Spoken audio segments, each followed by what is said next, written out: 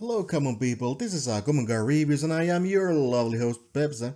This is the last weekend before we officially throw ourselves into the arms of the October and start enjoying Halloween month fully. And what do we have on store for this year? Well, I explain it to you after this review, so stay tuned until the end.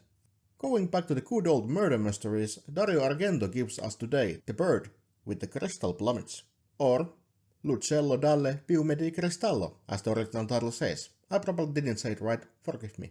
It is a 1970 Italian giallo film written and directed by the Dario Argento himself, and it is his directional debut. Story is about an American writer Sam Dalmas, who is visiting Rome with his girlfriend, English model Julia. One gloomy night when Sam is walking on the streets, he witnesses a woman struggling with a stranger in black inside of an art gallery. He was visiting Rome to cure his writer's block, but now is a key witness to a horrible crime. He tries to help, but is trapped between two mechanically sliding glass doors that the gallery has.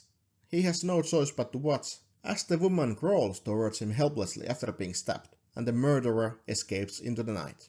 After a while police arrives, Sam gets interrogated by Inspector Morosini, who tells him that this isn't the only murder that has happened lately. Morosini then confiscates Sam's passport and says that he is now the key witness and cannot leave the country. Thus he becomes hesitant part of all this and eventually gets really invested in it for some reason. Police force even helps him, treating him now like he would be a private detective of some sort and forgetting that he is just a writer from America, not Dick Tracy. Honestly, this movie was good. Mystery was interesting and kept your attention. And as we could follow Sam in his journey, we meet all kinds of people. He meets this stuttering prisoner who helps him by giving nuggets of information, even about this guy who is supposed to know everything about everyone. He receives this weird picture of a painting that is for some reason a key to the murders, but I didn't really grasp how. Sam even meets the painter of the original work who serves him a nice warm meal.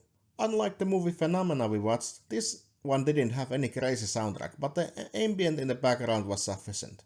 At the times you could hear a woman moaning for some reason and a sound that sounded like wananananana, which became quickly a fun joke throughout the film. Cinematography was nice, narrow streets of Rome, and its atmosphere was a nice touch for a mystery.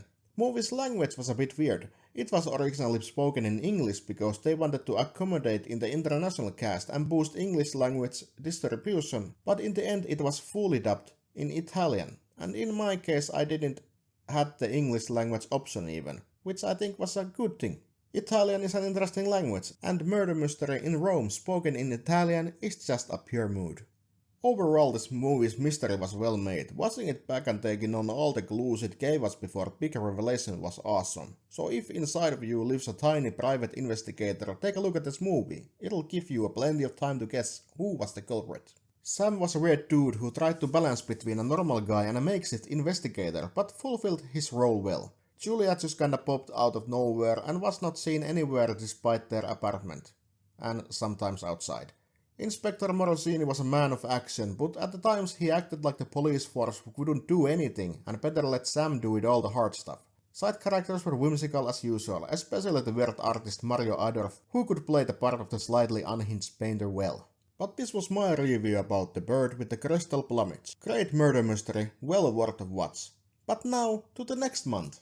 This year's Halloween will be again with my favorite genre, Lovecraftian horror. I have gathered myself a bunch of movies for every week of October, and I also have an idea for every Wednesday of the week. What is the idea? Well, you have to come and watch me next Wednesday when you see me posting on 2nd day of October 3 PM UTC +3. Also, I have a huge nostalgia blast coming in 11th of next month, so yeah, our Halloween is going to be filled to the brim with all kinds of spooky goodies.